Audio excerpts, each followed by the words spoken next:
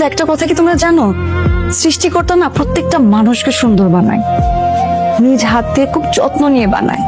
এই যে আমাদের যে বাহ্যিক সৌন্দর্যতা নিয়ে আমরা এত জাজ করি যে সে দেখতে কেমন, সে সুন্দর কিনা। একজন সুন্দর মানুষ হলে একজন মানুষকে আমরা তখন আলাদা করি, তাকে আমরা অন্যরকম ভাবে ট্রিট করি, সে সবসময় ভালো প্রায়োরিটি পায়। কিন্তু যে মানুষটা সুন্দর না, তার মধ্যেও যে একটা ট্যালেন্ট থাকতে পারে, তার মধ্যেও যে একটা নিষ্পাপ মন থাকতে পারে, আমরা কিন্তু সে ব্যাপারে একবারও ভাবি না। আমরা কয়দিন এরকম সুন্দর থাকতে পারবো? আমাদের জীবনটা যৌবনটা কয়দিন ধরে রাখতে পারবো বলো? 10 বছর, 20 বছর, 30 বছর, তারপর তো আমাদের মৃত্যু হতে হবে, আমাদের মৃত্যুবরণ করতে হবে। তখন আমাদের এত সুন্দর স্কিনটা না ওই মাটির সাথে মিশে যাবে। বেঁচে থাকবে কি জানো? আমাদের ওই চরিত্র, আমাদের মন, আমাদের ব্যবহার।